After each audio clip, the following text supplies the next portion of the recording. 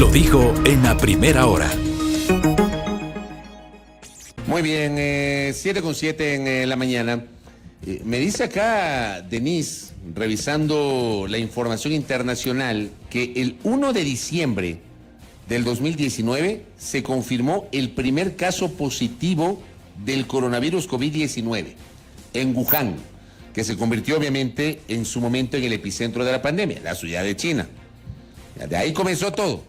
Pero me dice Denise que según el dato que acaba de revisar, fue el 1 de diciembre del 2019, hace exactamente 2 años que comenzó esta pesadilla que nos cambió la vida a todos a nivel planetario, y obviamente en el Ecuador no pudimos abstraernos justamente de esa situación.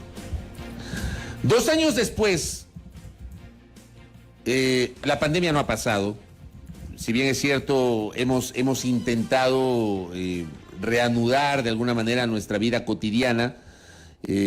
Ha avanzado el proceso de vacunación. El propio presidente de la República esta semana dijo que se ha avanzado al 70% de la vacunación, o sea, el 70% de la población está vacunada. Se requiere llegar al menos al 85% para garantizar esto que denominan los especialistas de inmunidad de rebaño. Pero justamente esto viene acompañado del descubrimiento de una nueva variante. Nos hablaban de la Delta, de la no sé cuánto, y ahora nos hablan de la variante Omicron. La nota de la BBC dice Denise, a ver si se me abre aquí aquí está, sí, la nota de la BBC dice justamente que el primer caso conocido fue el de un hombre de unos 70 años que cayó enfermo el 1 de diciembre del 2019, luego se descubrió que muchos de los casos estaban conectados a un mercado de animales vivos en expansión, el mercado mayorista de mariscos de Guanán, y los médicos comenzaron a sospechar que no se trataba de una neumonía normal, hace 2 años. Hablemos con un especialista, el doctor Daniel Simancas está con nosotros, siempre generoso en atender nuestras invitaciones. Él es director de investigación de la Universidad UTE. Mi doctor, ¿cómo le va? Parece oso polar ahí con ese abrigo, mi doctor. ¿Cómo le va? Bienvenido. Fabricio, muchas gracias por la invitación a los años. Y nada, pues aquí contento de estar con ustedes. A usted, doctor, junto a Belkis Sánchez, mi compañera del equipo de A Primera Hora, vamos a conversar con Daniel Simancas a esta hora. A ver, doctor, ¿tenemos razones reales para preocuparnos en serio con la llegada de esta nueva variante, de la variante Omicron? O sea, me da la impresión que con las otras variantes que ya se habían anunciado, no se había dado esta alerta que sí se ha generado en estas horas con esta variante, doctor. Hay una mezcla de pánico, y creo que los culpables también somos los científicos. ¿Por qué? Porque pensábamos que Delta, la variante Delta, ya era el tope de este virus.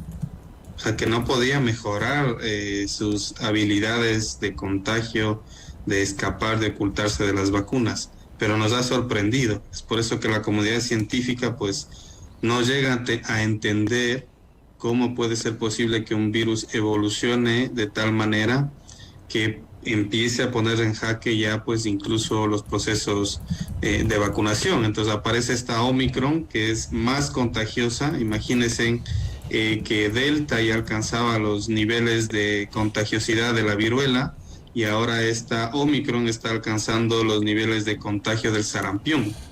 Entonces ahí viene la siguiente pregunta, pues si para controlar el sarampión necesitamos más del 95% de personas vacunadas, pues si esta es incluso más contagiosa que el sarampión, pues estamos hablando que necesitamos porcentajes más altos de cobertura para poder controlar, no eliminar, porque esta inmunidad de rebaño ya empieza a convertirse en un sueño, en una utopía, ¿no?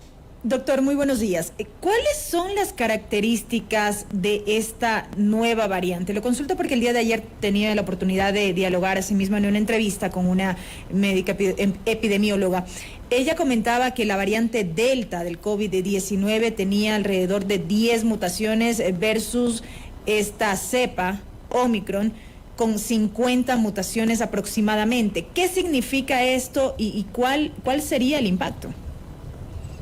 Hay que entender que el virus, la evolución del virus, no pensemos que el virus es un ente inteligente, ¿no? Que uno le pone una vacuna, que uno le pone algo de resistencia y él empieza a crear, a pensar cómo hacernos la vida imposible, ¿no? Incluso es complicado explicar que estas proteínas, este conjunto de proteínas, no son ni seres vivientes, no son parásitos que necesitan pues otra célula para sobrevivir.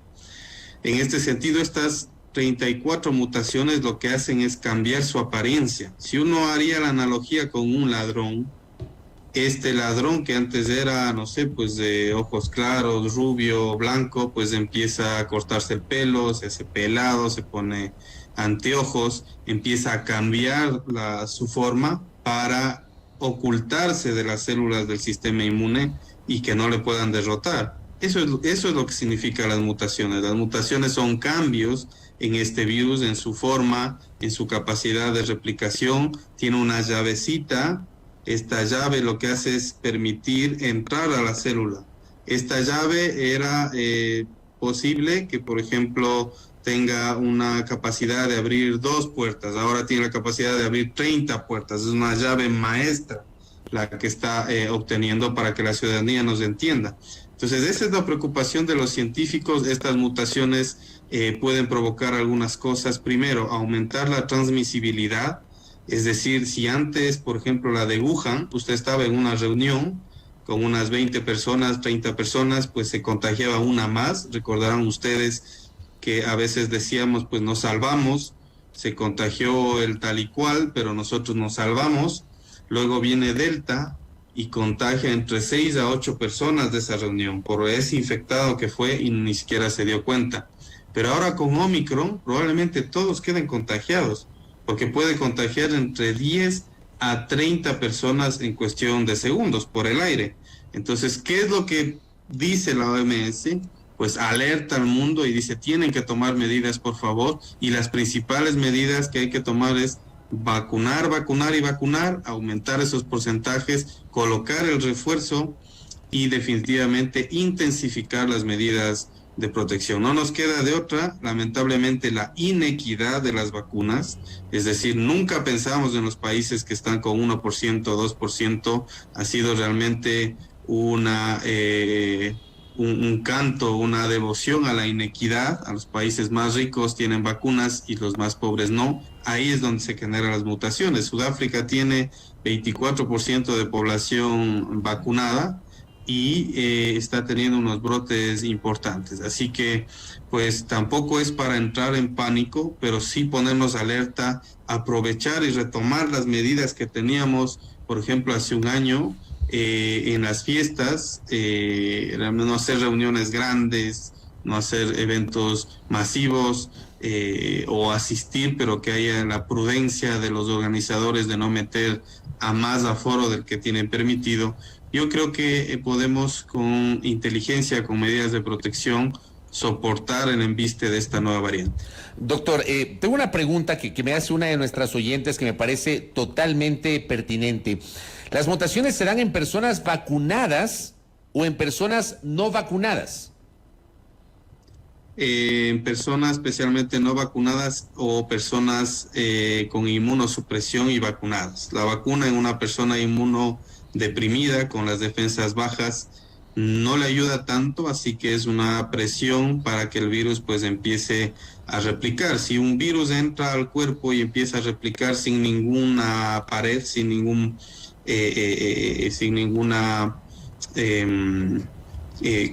nada que le contrarreste, pues empieza a replicar de una manera más considerable, y ahí probablemente en pacientes inmunodeprimidos es lo que se desarrolla estas vacunas, especialmente en los países que no han logrado impedir la transmisión del virus. No es que en los vacunados no se pueda dar una mutación, sí se puede dar una mutación, pero no es frecuente.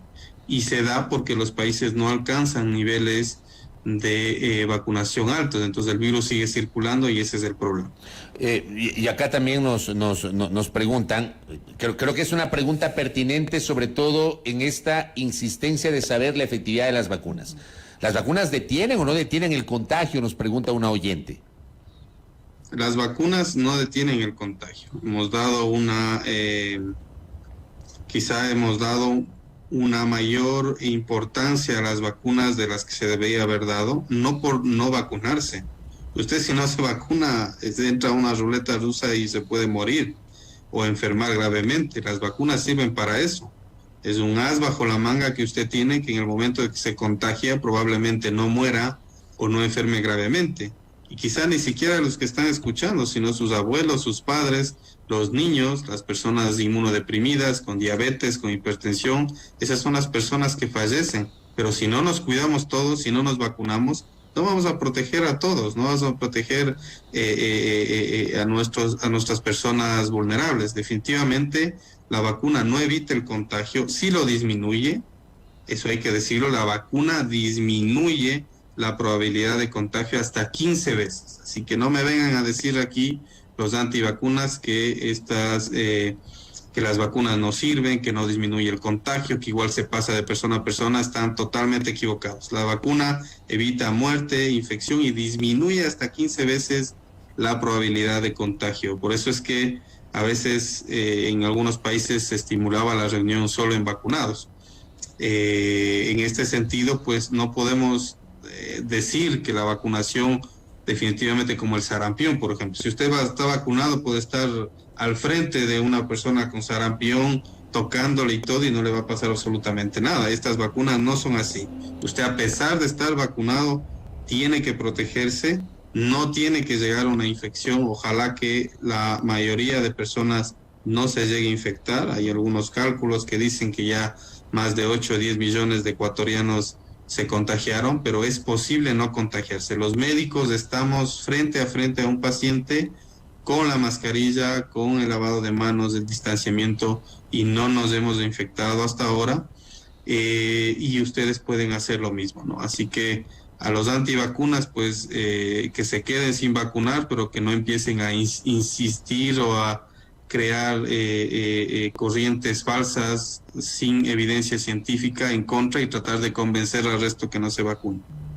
Doctor, hemos hablado de las vacunas, hemos hablado de la transmisibilidad de la variante Omicron. ¿Qué decir del cuadro clínico de pacientes que se han contagiado con esta nueva cepa? ¿Cuáles son los síntomas que se presentan y en qué se diferencian quizá de lo que hemos visto en otras variantes hasta el momento? Bueno, ya ha venido evolucionando en cuanto a sintomatología. No tenemos datos, es decir, los datos de los pacientes están evolucionando en estos momentos. La mayoría de ellos tiene síntomas leves, pero hay bastantes enfermos. Eso podría decirnos dos cosas. Los enfermos generalmente tienen dolor de cabeza, un síndrome gripal, un poco de carraspera de la garganta, es decir, se puede confundir con cualquier infección respiratoria en estos días, en estos fríos.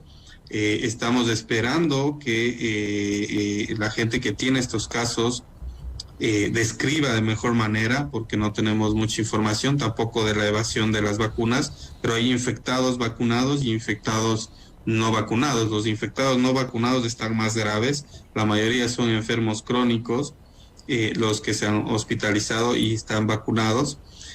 Pero muy difícil de distinguir. Ya no tenemos esta pérdida del olfato, pérdida del gusto, este cansancio extremo, esta falta de aire. No tenemos, los síntomas son más leves, como una carraspera, como un trancazo, más dolor de cabeza, más sequedad de la garganta.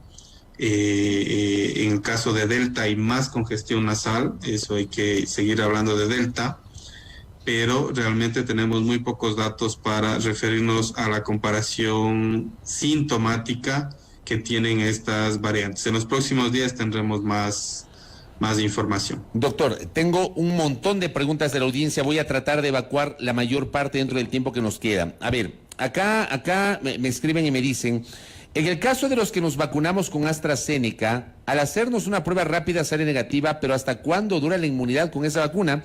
Porque nos dicen que deberíamos tener anticuerpos, pero ya no hay en cuanto a esa vacuna. Es lo que nos dice un oyente, doctor.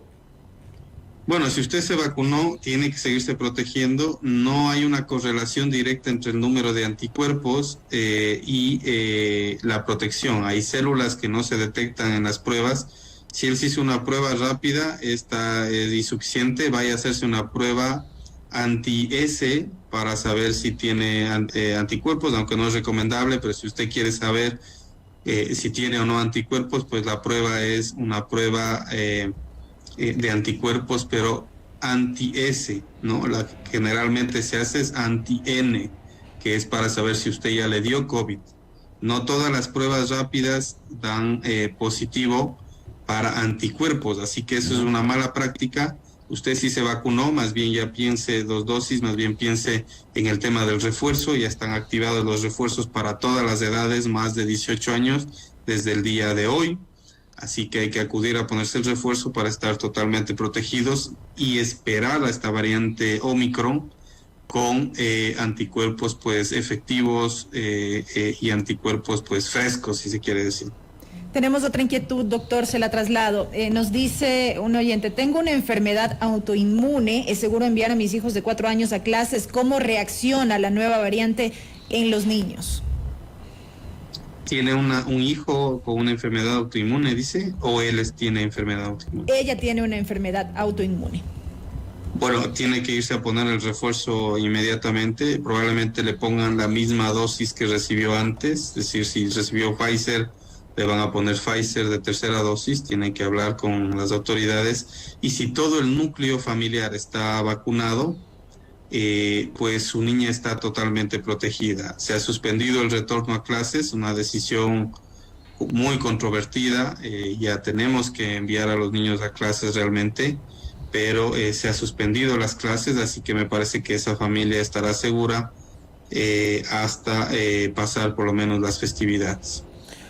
Doctor, acá me escriben y me dicen, ¿qué pasa si se recibió otra vacuna y en el Ecuador solo se manejan las que dieron en las 2 primeras dosis? Ejemplo, yo me vacuné en Estados Unidos, dice la oyente, y recibí las 2 dosis de la Moderna y ahora me dicen que debería recibir AstraZeneca.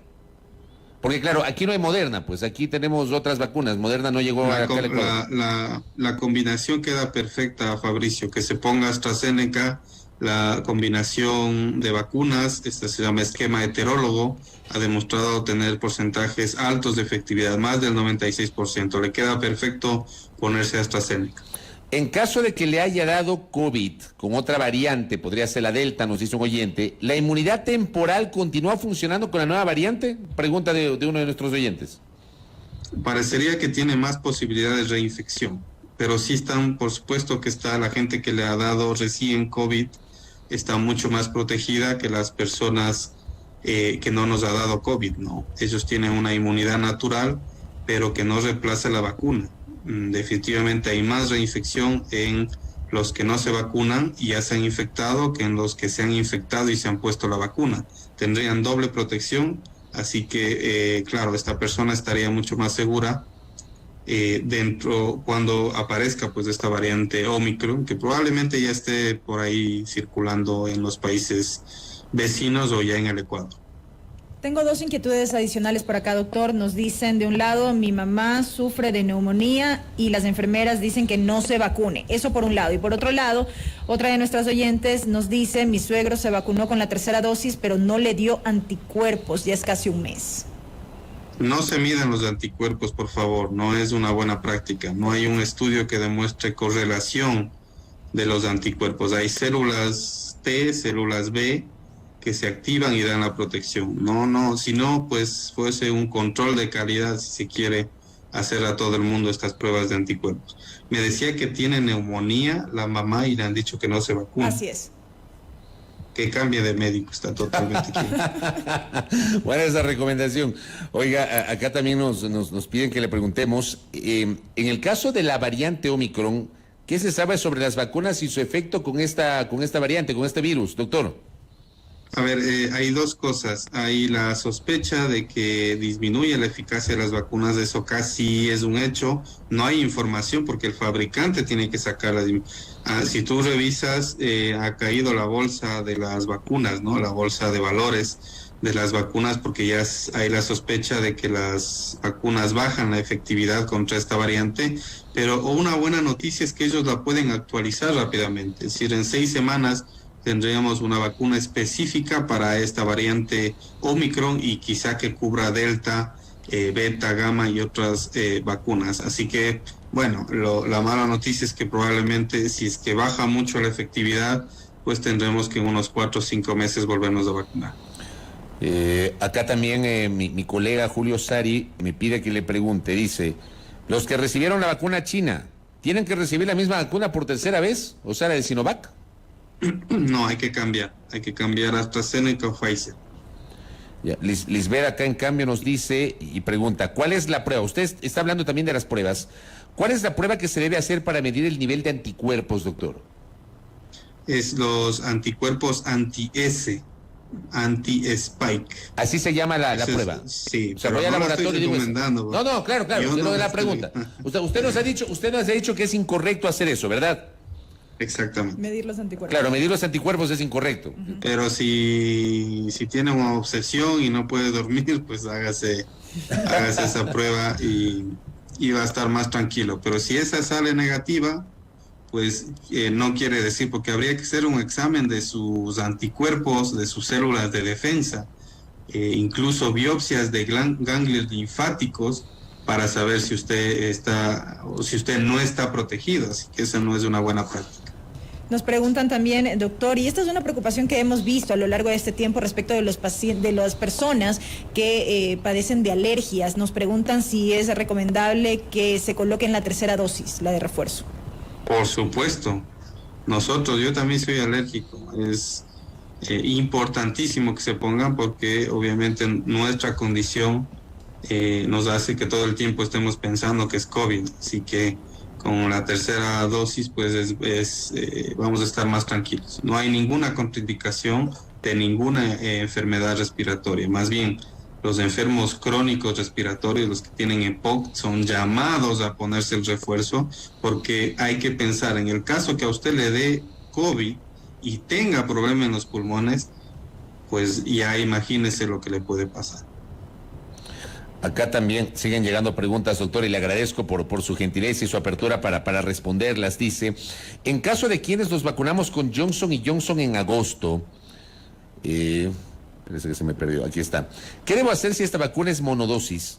¿Y cuándo o con qué vacuna sería la segunda dosis o será considerada la tercera dosis?